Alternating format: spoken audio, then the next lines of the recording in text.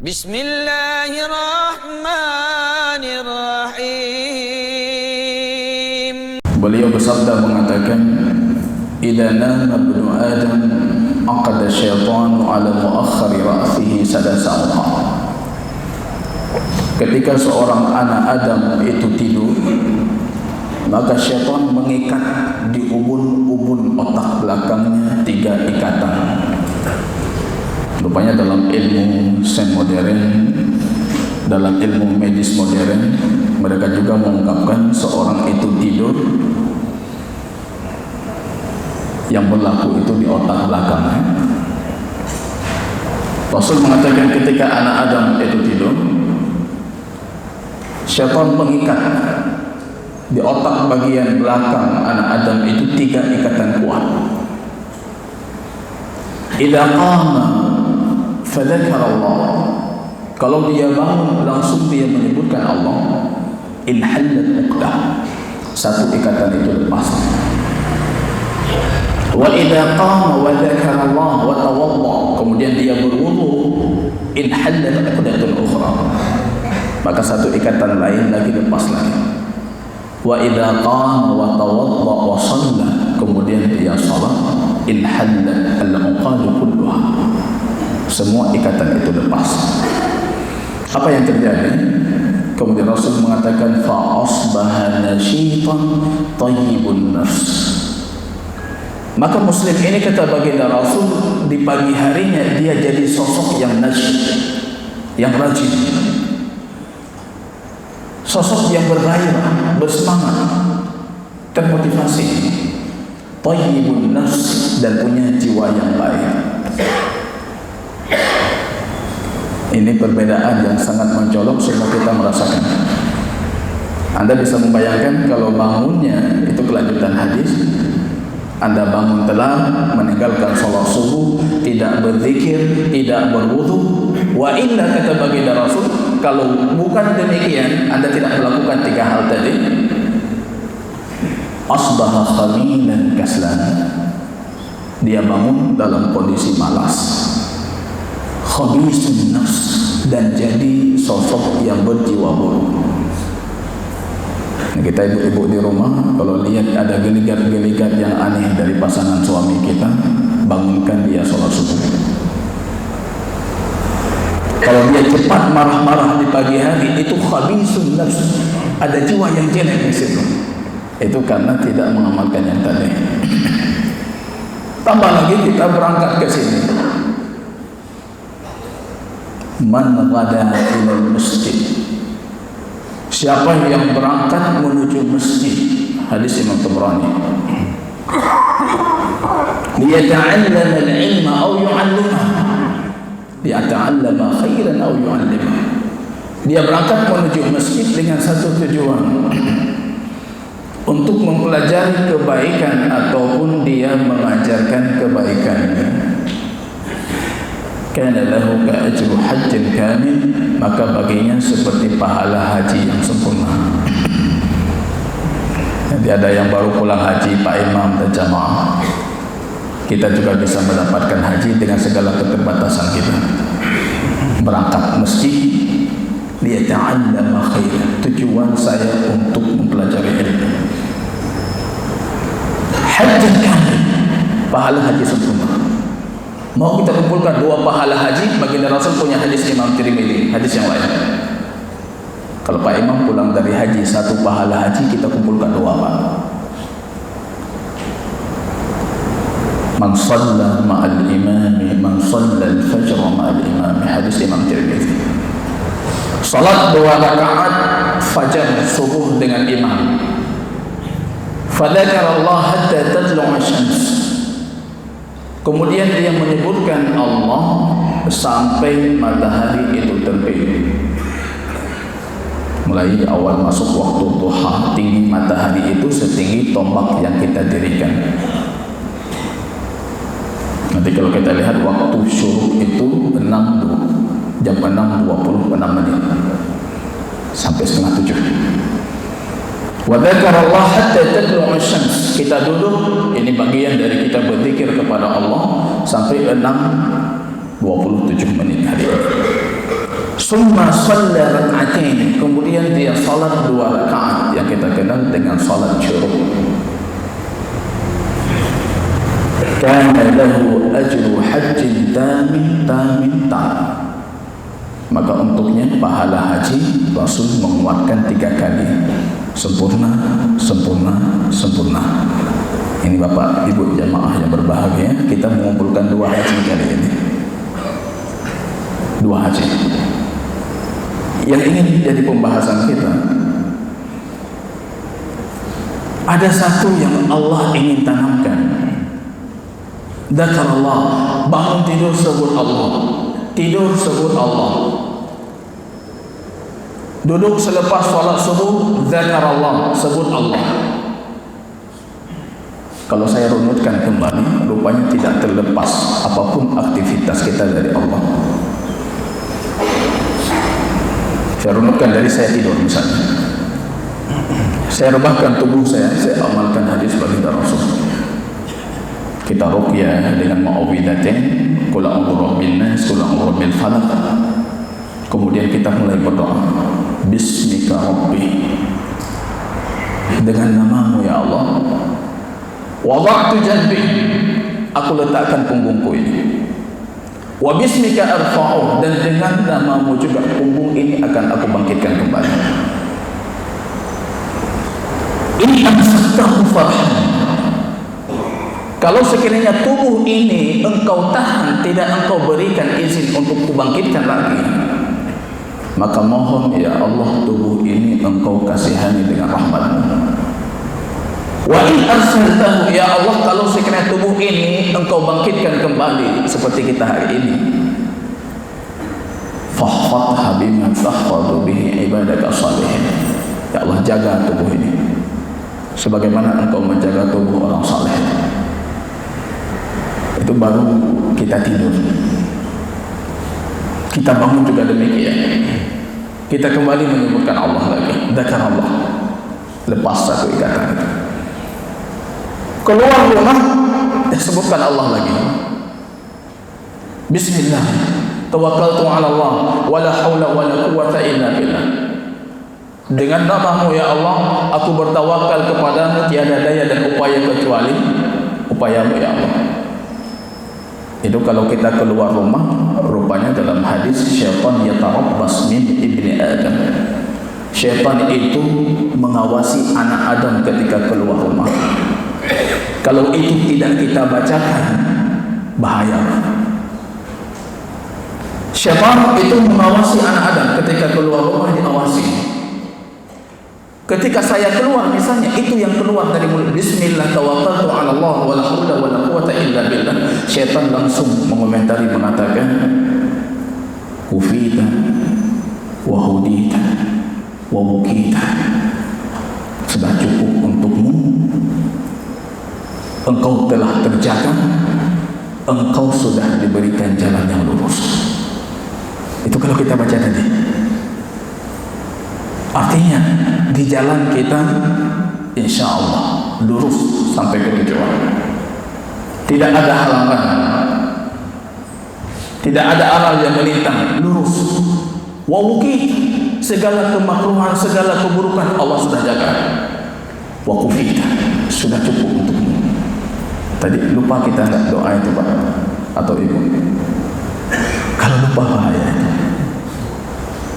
Kalau lupa artinya syaitan yang sedang mengawasi, dia akan mengatakan sebaliknya, jalanmu tidak lurus, engkau tidak punya pengawasan, dan bagimu belum berada dalam kondisi kecukupan. Itu kalau kita lupa doa tadi. Belum lagi sebelum kita berangkat, kita tambah lagi, astagfirullah mali wa ahli. Saya pergi dari Darussalam ke sini, saya menitip keluarga saya menitip harta saya menitip rumah saya. Pada siapa kita titip? Astagfirullah, pada Allah. Jadi coba perhatikan, naik kendaraan zikir lagi, sampai ke sini kita zikir lagi, Allahumma ftahli abwaab rahmatik. Masuk kaki kanan, ya Allah buka untukku pintu-pintu rahmatmu. Itu baru kita masuk tadi. Jadi kita bedakan masjid dengan toilet. Dengan masuk kaki kiri tanpa berdoa, masuk kaki kanan kita berdoa, Allahumma ftah li abwaab rahmatik, ya Allah buka pintu rahmat-Mu. Baru naik kita berdoa lagi, turun dari sini saya berdoa lagi, pulang nanti naik kendaraan berdoa lagi, masuk rumah berdoa lagi, tidur berdoa, makan berdoa, semuanya berdoa. Ini apa esensinya? Apa pentingnya? Allah sedang mengikat kita. Ketergantungan itu hanya kepada Allah. Ini nilai ibadah yang hilang. Dan ini nilai ibadah yang unggul, yang pahalanya besar. Bergantung. Jadi pernah suatu ketika seorang dosen di UIN Araniri bercerita, di satu program pasca sarjana beliau memberikan soal ujian untuk para mahasiswi pasca sarjana jurusan tarbiyah Islam. Kasih soal, tolong sebutkan 5 bateri.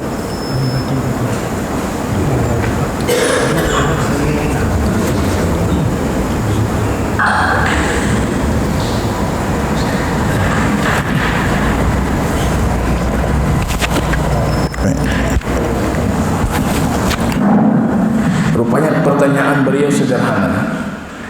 Para mahasiswa itu pasca sarjana, tolong tuliskan 5 doa sehari-hari yang kalian tahu. Itu soalnya. Terkejut beliau, mahasiswa pasca sarjana pendidikan agama Islam, tidak ada seorang pun yang mampu menjawab 5 doa secara sempurna. Tidak ada, Pak. 5 doa sehari-hari tidak ada. Kalau saya rasa kalau kita tes juga sama kejadiannya. Kita tes jamaah, sebutkan doa sehari-hari. Ada yang tahu barangkali, tapi kalau saya tanyakan secara kejujuran, berapa doa yang kita amalkan dari kita bangun tadi atau dari kita tidur tadi malam? Ini esensinya yang hilang. Iyyaka nasta'in, hanya kepadamu kami meminta pertolongan, kepadamu kami memohon, kepadamu kami mengharap. Itu yang hilang. Ini yang jadi pembahasan kita. Kenapa itu hilang? Kenapa iftiqar, kebutuhan kita kepada Allah sekarang hilang? Dan apa yang menjadikan Nabiullah Ibrahim itu unggul dibandingkan para nabi lainnya? Kenapa beliau dijuluki dengan Abul Muwahhidin, bapaknya orang-orang yang bertauhid? Ini Ibrahim dalam kondisi Ibrahim alaihissalam akan dilempar ke api neraka, ke api yang dibuat oleh raja zalim di masanya, Namrud atau lain namanya. Beliau didatangi oleh Jibril. Jibril menawarkan al-madad, bantuan untuk Ibrahim. Aku bantu, kita selamatkan engkau. Justru yang keluar dari mulut Ibrahim, minka falah. Kalau bantuan ini darimu, aku tidak butuh. Makhluk tidak butuh. Jibril, malaikat, engkau makhluk. Kalau darimu, tidak butuh. Minallah fabalah. Tapi kalau itu bantuan dari Allah, maka itu yang kutunggu. Coba lihat ketergantungan di detik-detik terakhir akan dilempar, tapi masih ketergantungannya itu hanya kepada Allah.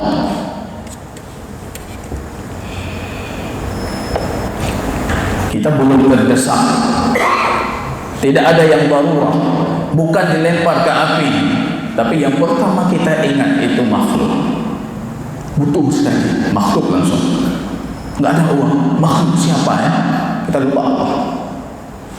Jadi kita baca menarik sekali generasi salaf dulu.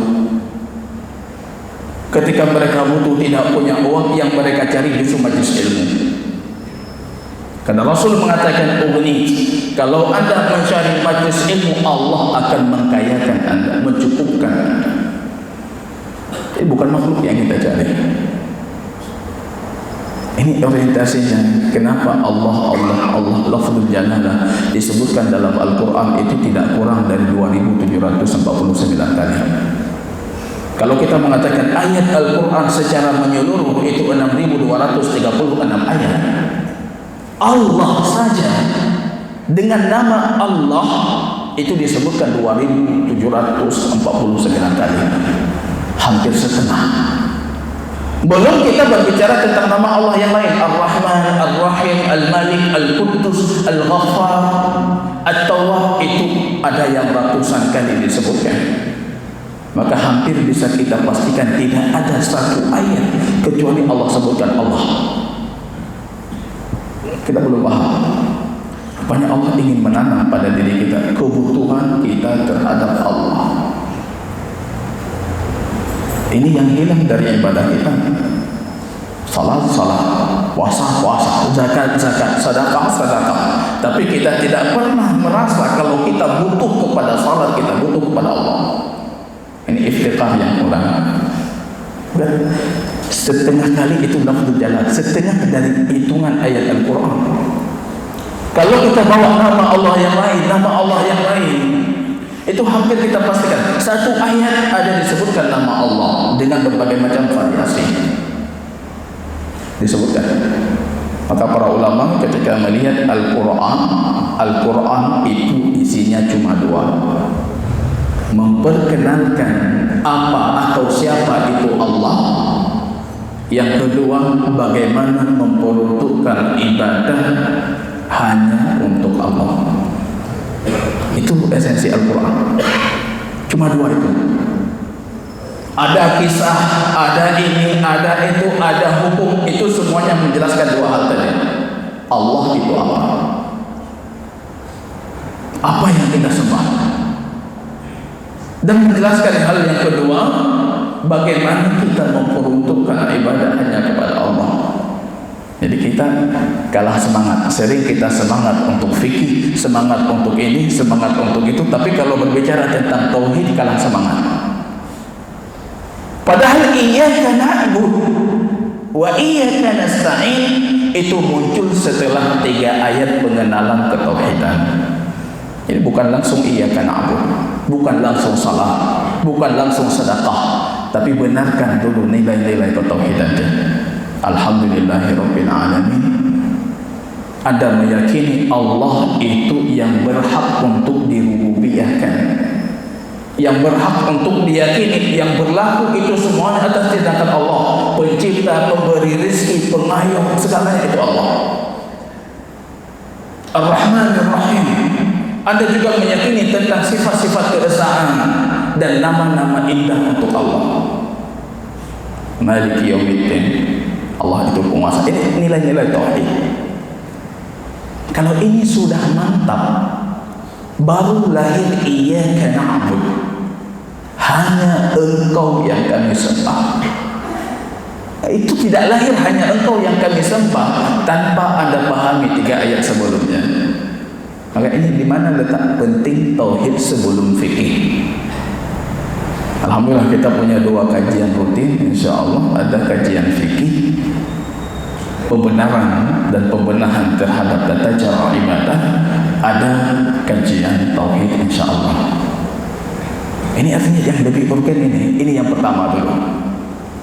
Ini yang pertama. 3 ayat pertama baru iyyaka na'budu. Tidak mungkin kita bisa memahami dan mengamalkan iyyaka na'budu kecuali 3 ayat sebelumnya sudah mampu kita pahami. Jadi dengan tasydid iyyaka na'budu. Karena sering para imam-imam di kampung kita itu sering tidak membacanya tanpa tahiyat. Iyyaka na'budu. Jadi artinya berubah dan bahaya, Pak. Kami menyembah cahaya matahari. Kita belakang amin, amin. Lagi kenapa salat enggak berubah? Salat enggak berubah karena imam salah bacaan. Iyyaka na'budu, kami menyembah cahaya matahari. Kita makmum amin, amin. Iyyaka na'budu, hanya Engkau yang kami sembah. Pahami dulu 3 tadi. Maka ini alasan kenapa tauhid esensi. Rasul memanggil Mu'adz bin Jabal. Mu'adz, engkau akan ke negeri Yaman. Para ulama berselisih ke negeri Yaman sebagai qadhi, sebagai hakim, sebagai muallim, sebagai guru atau sebagai dai. Saya lebih menyukai Mu'adz itu diutus untuk semua profesi di atas, dai, qadhi, hakim, pemimpin di negeri Yaman. La'allaka la tarani ba'da 'ami hadha, engkau tidak akan pernah melihatku setelah tahun ini. Nangis Mu'adz. Artinya Rasul akan wafat. Minta wasiat. Rasul mengatakan, idza ji'tahum, kalau engkau sudah sampai ke Yaman, falyakun awwalu ma ta'muru bihi, hendaknya yang pertama kali engkau perintahkan orang Yaman itu tauhid, syahadah, la ilaha illallah Muhammad Rasulullah. Sempurnakan itu. Fa'inhum ajabuka bidzalik, kalau mereka sudah menyanggupimu, menerima tawaranmu, masuk kedua, fa'muruhum bis-shalah, perintahkan mereka salat. Itu baru masuk. Tauhid. Pertama, pembenahan tauhid. Ini janji kita dengan Allah jauh sebelum Adam itu jadi ciptaannya. Ini kita sudah berjanji.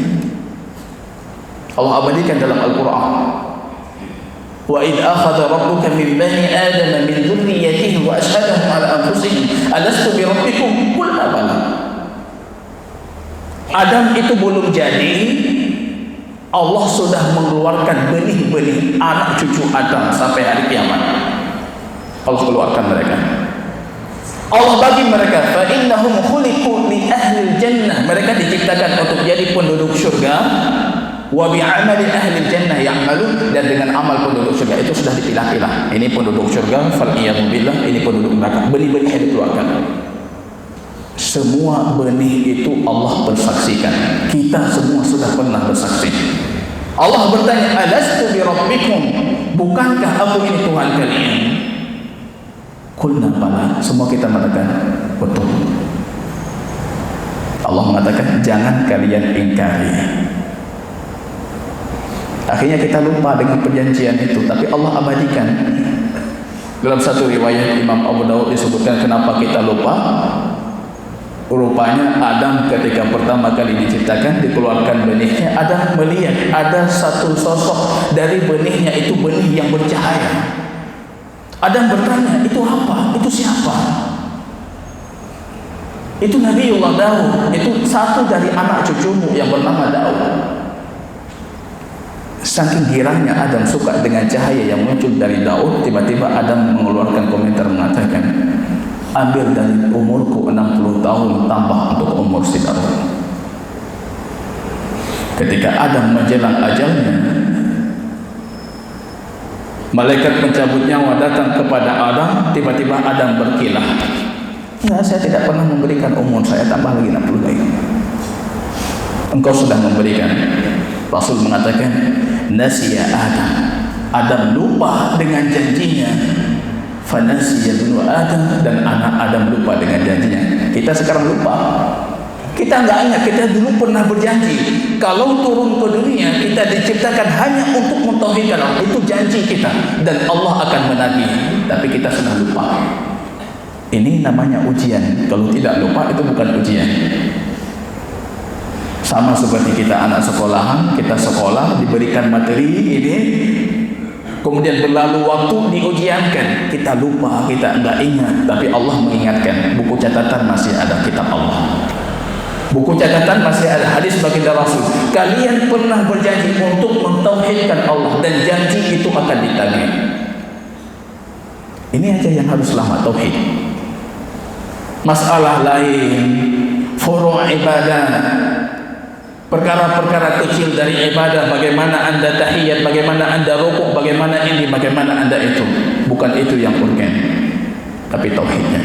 Itu janji kita jauh sebelum Adam diciptakan. Dan itu alasan kenapa Rasul itu diutus, kenapa kitab diturunkan, turun Al-Quran, turun Zabur, Injil, dan diutus para nabi. Hanya ibadullah, hanya untuk mentauhidkan Allah. Kita harus paham, ini urgen sekali. Lain asyrak ya Muhammad, kalau engkau membuat sebuah kesyirikan. Sering kita jatuh dalam kesyirikan, kita tidak menyadari kalau itu syirik. Maka doa Rasul tiap hari itu, wa a'udzubika, dan aku minta perlindunganmu, an usyrika bika wa ana la a'lam, dan untuk mensyirikkanmu sedangkan aku tidak tahu, aku minta perlindunganmu. Itu tiap hari harus kita minta. Karena sering terjerumus ke dalam syirik, kita sendiri tidak tahu kalau itu syirik. Maka minta pengampunan Allah, minta perlindungan Allah. Ya Allah, lindungi aku supaya tidak terjerumus ke dalam kesyirikan, baik yang aku tahu atau aku tidak tahu. Wahai Muhammad, lain asyrak, kalau engkau membuat kesyirikan, la yahbatanna amalu, semua amalmu itu tidak diterima. Itu dari Muhammad, bagaimana dari kita? Kalau syirik sudah tidak diterima. Maka jamaah rahimani wa rahimakumullah, penting, urgen sekali. Kita sering berpikir ibadah badan yang sifatnya badan, rukuk, sujud, baca Quran, itu penting, pahalanya besar. Kita lupa ada ibadah yang lebih besar, dan itu amal qalbi, amal hati. Cinta Allah, benci karena Allah, mencintai karena Allah, amal hati. Tawakal kepada Allah, isti'anah, minta tolong kepada Allah, isti'adah, minta perlindungan dari Allah, itu amal hati. Itu selalu lebih besar nilainya dibandingkan amal badan. Maka jamaah rahimani wa rahimakumullah, untuk materi selanjutnya saya memilih satu kitab yang dinamakan oleh pengarangnya A'lam As-Sunnah Al-Mansyurah li'atiqadi at-ta'ifatin najiyatin mansurah. Kitab kecil sekali, A'lam Sunnah Al-Mansyurah. Kalau saya artikan A'lam, deskripsinya seperti ini. Alam dalam bahasa Arab itu nanti lahir kata ilmu, lahir kata alam, Rabbul Alamin, alam semesta. Alam, alam itu bendera kecil. Kalau bendera besar merah putih kita, itu namanya dalam bahasa Arab raya. Alam, bendera kecil sebagai penunjuk arah. Kita tahu dulu orang Arab di gurun-gurun pasir tidak ada jalan. Kalau mereka menuju satu kota, dalam bepergiannya mereka membuat ratusan bendera kecil. Tujuannya apa? Bendera kecil ini mereka gantung, mereka ikat di tempat-tempat yang mereka lalui. Jadi kalau sedang berjalan ke Mekah, itu di jalan-jalan penuh dengan bendera kecil. Tujuannya, kalau pulang nanti mereka tahu arah, karena nggak ada jalan. Beberapa daerah pedusunan di Arab masih seperti itu. Jalan diletakkan bendera kecil. Bendera kecil ini dalam bahasa Arab namanya alam. Kalau kita jamak dalam bentuk plural itu a'lam. Bendera kecil penuntun. Maka dari sini lahir kata ilmu. Itu sama. Definisi katanya sama. Ilmu itu sepatutnya menuntun Anda kepada Allah. Kalau tidak menuntun Anda kepada Allah, bukan ilmu. Dan dari sini lahir kata alam, Rabbul Alamin, alam semesta. Karena alam semesta juga menuntun kita terhadap penciptanya Allah. Harus menuntun. Kayak ini alam. Bendera kecil tadi alam. Beliau menamakan kitabnya ini dengan A'lam As-Sunnah Al-Mansyurah. A'lam As-Sunnah. Jadi bendera-bendera kecil penuntun, penunjuk arah kepada sunnah. Jadi kita harus pahami sunnah itu bukan perkara sunat yang kita pahami itu. Kalau sunnah salat sebelum fajar sunnah, ini zikir, ini sunnah, bukan itu sunnah. Sunnah itu dalam banyak pemahaman para ulama salaf, termasuk Imam Ahmad punya kitab sunnah. Yang dimaksud dengan sunnah itu tauhid, akidah. Sunnah yang dimaksud dengan sunnah, apapun yang dilakukan oleh Nabi, apapun yang diyakini oleh Nabi, apapun yang berkaitan dengan Nabi sunnah.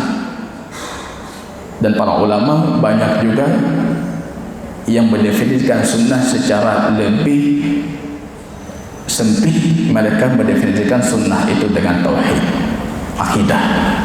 Maka sunnah di sini seolah-olah beliau ingin mengatakan buku dan kitab ini akan menunjuk kita terhadap akidah baginda Rasul sallallahu alaihi wasallam dari Al-Quran dan Sunnah. Maka dinamakan Ahlus Sunnah. Orang yang meyakini demikian dinamakan Ahlus Sunnah. Orang yang meyakini demikian dinamakan Ahlul Jamaah. Orang yang meyakini demikian dinamakan Ahlus Sunnah wal Jamaah. Dinamakan Ahlul Hadis, karena ini semuanya merujuk kepada hadis baginda Rasul. Dinamakan Ahlul Athar, karena ini semuanya peninggalan baginda Rasul. Dinamakan Ta'ifah, i'tiqad, menjelaskan akidah Ta'ifah An-Najiyah, golongan yang selamat. Wal Mansurah, dan golongan yang ditolong oleh Allah. Jadi ini seolah-olah beliau mengatakan akidah ini membawa kepada keselamatan dan membawa kepada pertolongan Allah. Selamat artinya itu hukum akhirat. Ketika diminta pertanggungjawaban di akhirat, dengan akidah ini Anda bisa selamat. Mansurah, ditolong, itu artinya hukum dunia. Ketika Anda menyebarkan akidah ini, Anda akan ditolong oleh Allah. Itu maksud menjelaskan akidah golongan yang selamat dan golongan yang tertolong. Itu hukum akhiratnya selamat, hukum dunianya ditolong oleh Allah. Jadi kalau kita perhatikan, ini kitab menarik. Terlepas dari isinya, pengarangnya itu Hafidz Ahmad Al-Hakami. Saya baca biografi para ulama, tidak ada yang lebih terkesan melebihi biografi Hafidz Ahmad Al-Hakami. Beliau satu abad dengan kita, bukan ulama mutaqaddimin, walaupun nukilannya itu semuanya ayat Quran dan hadis baginda Rasul. Beliau sosok yang wafat dalam kondisi masih sangat muda, 35 tahun. Meninggalkan untuk umat Islam tidak kurang 18 buku dan kitab yang hari ini hampir kebanyakan kampus-kampus di Timur Tengah, lembaga-lembaga pendidikan menggunakan kitab-kitab beliau. 35 tahun, itu barangkali di atas saya sedikit umurnya. Kalau kita bagi dengan umur bapak, barangkali setengah. Yang beliau tinggalkan untuk umat itu 18 buku. Dan hampir semua penuntut ilmu itu menghafal nama-nama kitab Hafidz Al-Hakami. Ini namanya keberkahan umur. Umurnya berkah.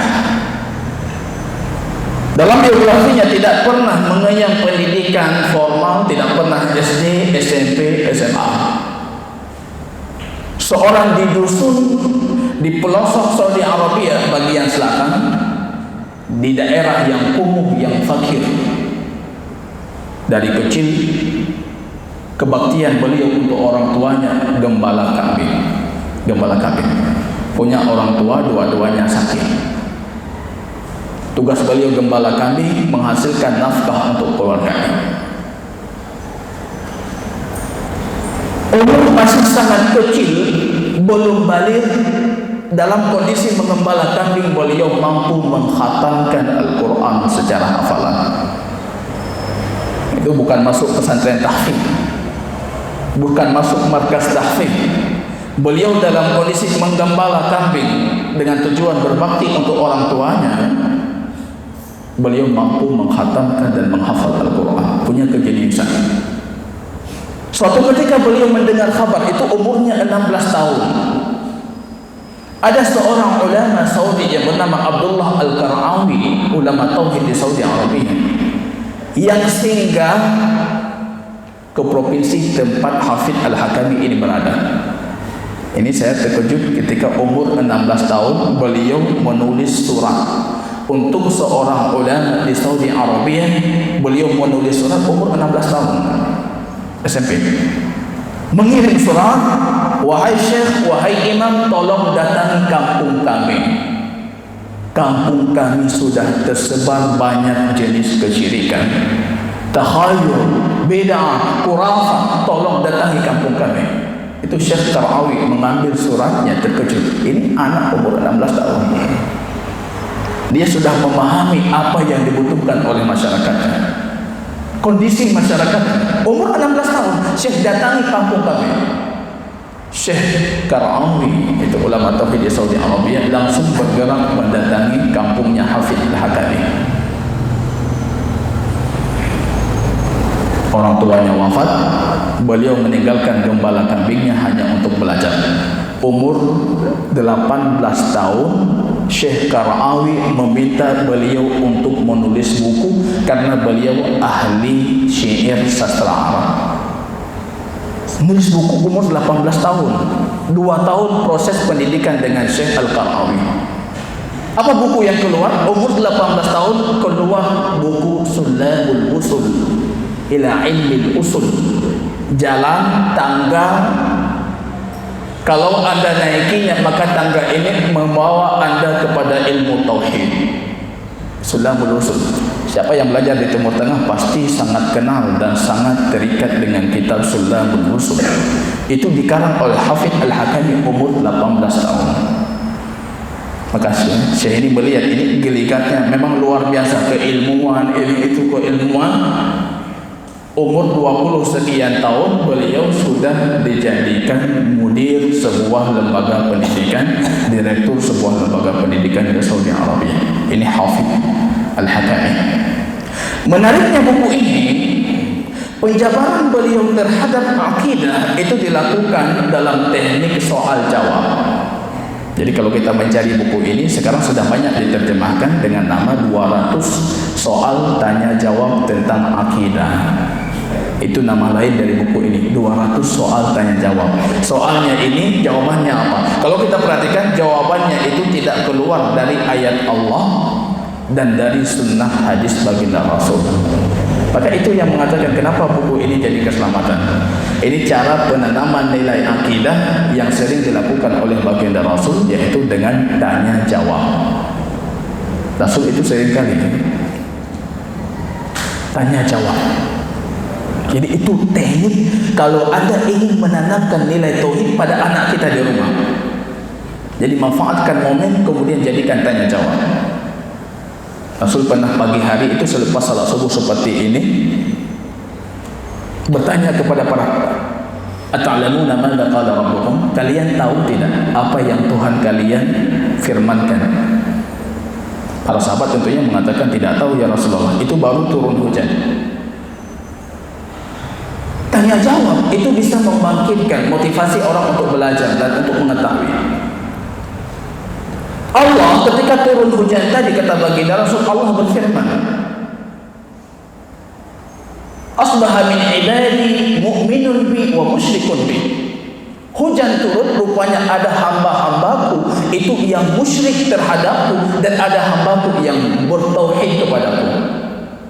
Ini berapa banyak kemarin hujan baru turun di Riau, kita baca di media sosial, muncul, oh ini kita sudah menabur garam, kita sudah ini, kita sudah itu hujan turun gara-gara garam. Rasul mengatakan, Tuhan kalian tadi mengatakan apa setelah turun hujan? Ada yang kafir, musyrik terhadapku, dan ada yang bertauhid. Siapa dia? Rasul mengatakan, fa innahu min fadli rabbi, ini hujan turun karena karunia Tuhanku. Mu'minun bi, dia beriman kepada Allah dan kafir terhadap bintang-bintang. Ada juga sebagian mereka mengatakan ini turun karena posisi bintang seperti ini, anwar, ini karena bintang itu bintang itu. Musyrikun bi, kata Allah, dia sudah mensyirikkan aku dan dia beriman terhadap bintang-bintang. Coba kita lihat ini kasus ini berulang lagi. Nah ini sukses, penaburan hujan berhasil, luar biasa, turun hujan. Kita di sini yang tidak ditabur hujan pun turun hujan. Fadlu Rabbi. Jadi bentuk tanya jawab. Para sahabat bertanya, Rasul menjawab. Ini cara teknik pendekatan penanaman nilai akidah yang terbaik. Maka beliau memilih pola tanya jawab dalam membeberkan banyak pembahasan akidah. Jadi saya rasa di sini saja mukadimahnya. Ke depan kita mulai mempelajari satu persatu yang disebutkan oleh Imam Hafidh Ahmad Al-Hakam.